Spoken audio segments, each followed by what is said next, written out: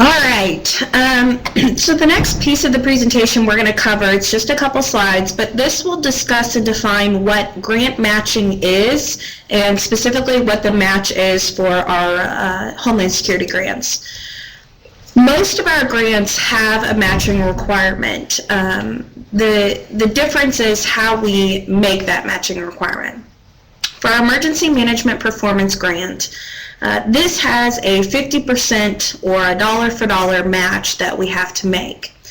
With EMPG, however, we match it at what we call the award level. So when we receive our $6.5 million in our state award for the Emergency Management Performance Grant, we actually match that at the state level, dollar for dollar, with $6.59 million.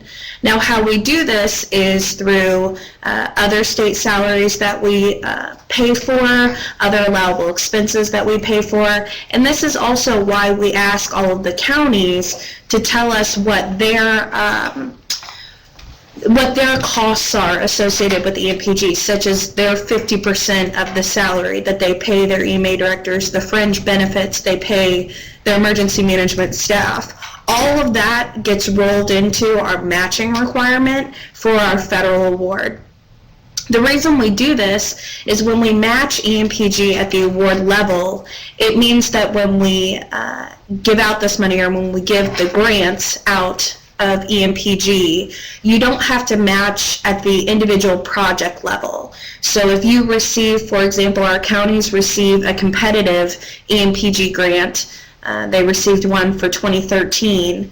What this means is that you do not have to match your $5,000 competitive county grant, because we've already met the match at the award level. I see that our sound is beginning to echo, so we'll try to work on that. For our HMEP grant, this is the Hazardous Materials Emergency Preparedness Grant. That grant has a 20% cost share that the Federal Department of Transportation requires, as that is a DOT grant.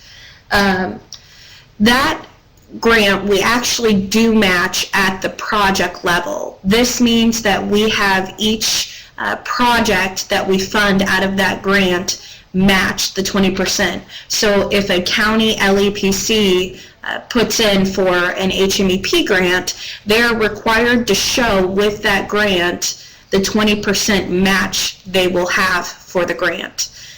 This is also how we do the match for the Secured School Safety Grant.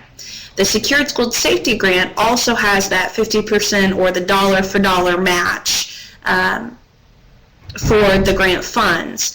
And you have to come up at the project level with that match. So if you put in a grant for $50,000, you have to also match that with $50,000 of your funds. The last item there, match items must be grant eligible allowable. This is really important. We saw this especially with the school safety grant. A lot of schools were already doing things like construction projects to enhance their security at their schools when this grant came out. The problem is you cannot use, for example, construction as the match for the school safety grant, because that's not an allowable expense underneath the school safety grant program. It had to be something that was already eligible or allowable in the grant for funding to be awarded. So if you wanted to apply for a Secured School Safety Grant for $50,000 and you needed to come up with your match of $50,000, it needed to be something that's allowable or eligible for that grant program. So maybe another SRO, maybe if you had already purchased cameras, etc. So the next component of defining match is defining the difference between hard match and a soft match. As you can see, hard match is actual cash match from your own general operating expenses, your own account. This is the dollar for dollar. So if you want to, the example we give here is if you want to count a graduate assistant salary as hard match on a grant, The graduate assistant salary must be budgeted for in the time period covered by the grant. The same thing with our school safety grant. If you have an SRO, you want to use that first SRO as your match. It must be, their salary must be budgeted for at the same time frame as the grant award is. So then soft match. Soft match is other expenses that are related to the project but are not charged to the project. So some examples of the soft match that we have here, things like existing or newly purchased equipment or supplies not being charged to the grant, so maybe being charged to other operating funds that you have. Expertise, consultants who provide expertise who aren't eligible for grant funding, facilities and personnel salaries infringe on a prorated basis. All of those, if they are not charged to the grant, are considered a soft match.